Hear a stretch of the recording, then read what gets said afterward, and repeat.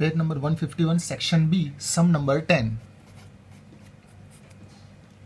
If r is equal to 0.5, standard deviation of x2, standard deviation of y4, what is the value of byx? हमें byx पूछा है, तो byx की formula जब r आता है तो r into standard deviation of y upon standard deviation of x.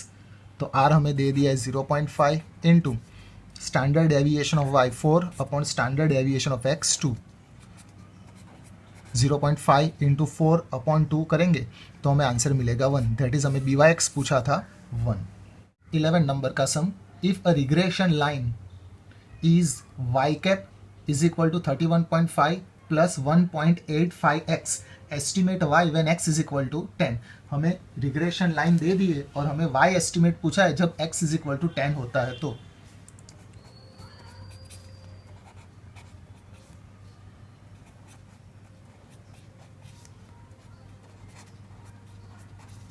तो हमें कहा है when x is equal to 10, तो y का एस्टिमेट फाइंड कर डालो. तो x के बदले वैल्यू सब्सटीट्यूट करेंगे 10, दैट इज 1.85 इंटू 10, मल्टीप्लाई करेंगे तो 18.5 और हमें y कैप मिल जाएगा 50. फिर सेक्शन सी में sum number second. The fitted regression line of y on x is y cap is equal to 23.2 minus 1.2x.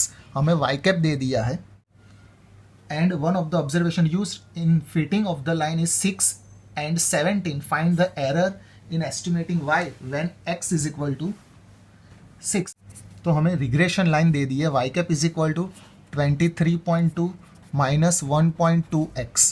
हमें x is equal to 6 का है तो x इज इक्वल टू 6 लगा के y cap की value find कर डालते हैं. 1.2 into 6 that is 23.2 minus 1.2 into 6 करेंगे तो हमें आंसर मिलेगा 7.2. तो फाइनली हमारा y कैप होगा 16. हमें क्वेश्चन में एरर पूछा है तो एरर की फॉर्मूला है y माइनस वाई कैप. हमें क्वेश्चन में यहाँ पे 6 और 17 दे दिया है. ये जो 6 है वो हमारा x है और 17 जो है वो हमारा y है. जब हमने x इज इक्वल टू 6 लिया तो y इज इक्वल टू 17 था. तो y इज इक्वल टू 17 था. हमने सोचा था कि y इज इक्वल टू 17 आना चाहिए मगर हमारा एस्टिमेट आया 16. दैट इज हमारी एरर होगी 1. सेक्शन सी का third sum. If x bar is equal to 30, y bar is equal to 20, b 0.6, find the intercept of the regression line of y on x. y on x के intercept हो या x on y का intercept हो, intercept को हम लोग कहते हैं a, लेकिन y on x का इंटरसेप्ट होता है तो ये जो b दिया है वो हमारे लिए byx का काम करेगा. दैट इज x बार हमें दे दिया है 30, y बार दे दिया है 20 और ये हमारे लिए कहलाएगा byx दैट इज 0.6. हमें इंटरसेप्ट पूछा है तो इंटरसेप्ट का मतलब a होता है तो हमें a फाइंड करना है. तो a की फॉर्मूला y बार माइनस byx इंटू x बार. तो y बार 20 माइनस byx है 0.6 इंटू x बार 30. ये दोनों को मल्टीप्लाई करेंगे 20 माइनस 0.6 इंटू 30 करेंगे तो 18. दैट इज हमें a मिलेगा 2. और फिर हमें कहा है write the equation of the line. That is y on x line की इक्वेशन लिखेंगे तो y cap is equal to a plus byx into x. हमें सिर्फ इक्वेशन पूछा है तो a की value 2 plus byx 0.6 into x. ये हमें इक्वेशन मिल गई. फोर्थ में कहा है interpret byx is equal to 5. अगर byx इज इक्वल टू 5 है तो उसका इंटरप्रिटेशन हम लोग कैसे लिखेंगे. तो इंटरप्रिटेशन में लिखेंगे if x is increase by 1 unit. अगर x की वैल्यू 1 यूनिट से इंक्रीज होती है then y is increased by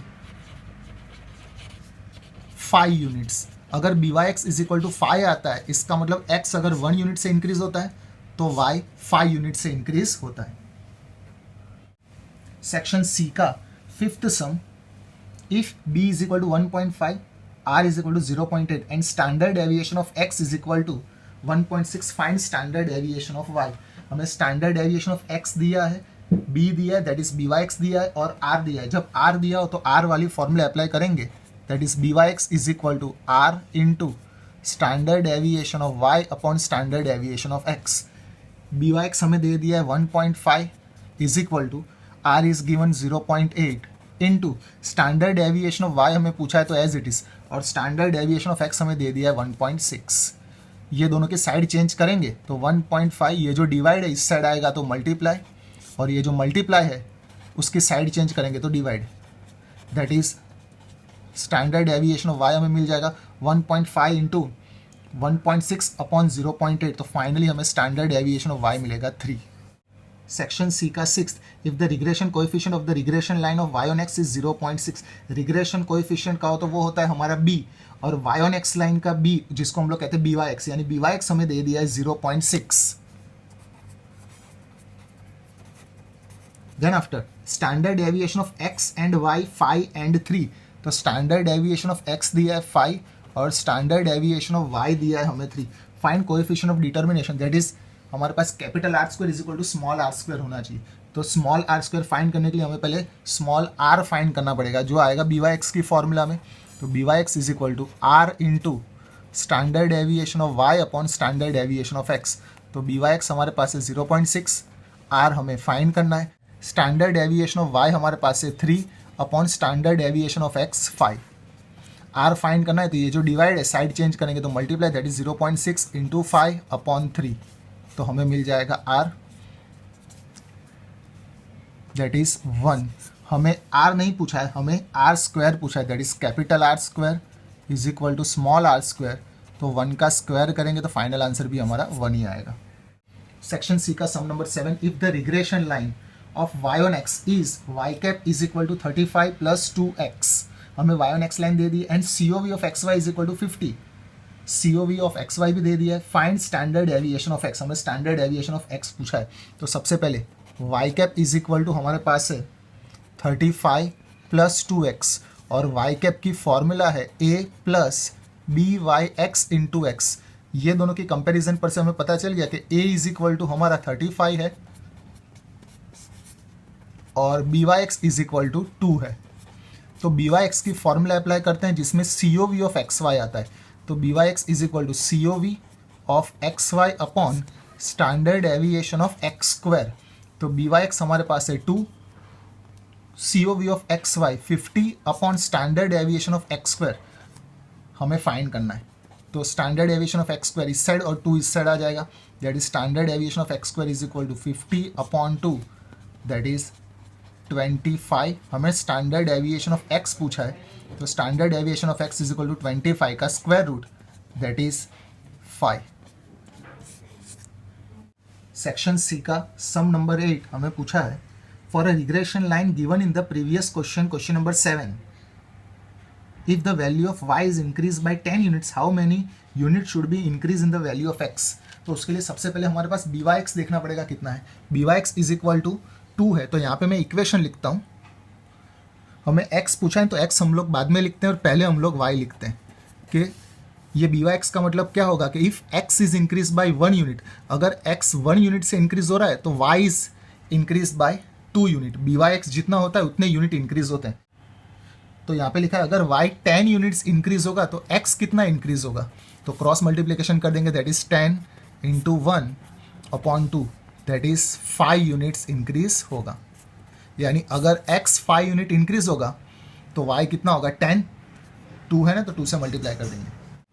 section C का 9th sum, if x bar is equal to 10, y bar 25, sum of x minus 10 and y minus 25 is equal to 120 and sum of x minus 10 whole square is equal to 100, find the value of a and b for regression line of y on x। हमें a और b पूछा है सिर्फ, तो a और b find कर डाल। तो उसके लिए सबसे पहले x बार हमारे पास है दैट इज 10, y बार है हमारे पास 25, और फिर यहाँ पे हमें लिखा है sum of x minus 10 and y minus 25 is equal to 120।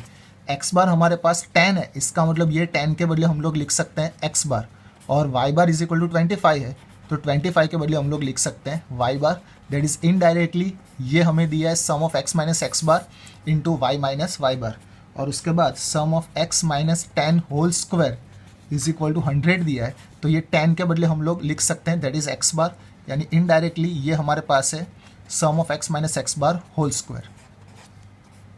हमें a और b पूछा है, सबसे पहले हमें मिलेगा बी वाई एक्स, तो B Y x is equal to जिसमें sum of x minus x bar into y minus y bar आता है वो formula, sum of x minus x bar into y minus y bar upon sum of x minus x bar whole square, sum of x minus x bar into y minus y bar 120 upon sum of x minus x bar whole square, direct 100 दिया तो 100 ही लिख डालेंगे, that is हमें B Y x मिलेगा 1.2। और फिर हमें a पूछा है तो a भी फाइंड कर डालते, that is a is equal to y bar minus b Y x into x bar, y bar is given 25 minus b Y x 1.2 into x bar is given 10। पहले ये दोनों को मल्टीप्लाई करेंगे, that is 25 minus 1.2 into 10 करेंगे, answer आएगा 12, 25 minus 12 that is 13।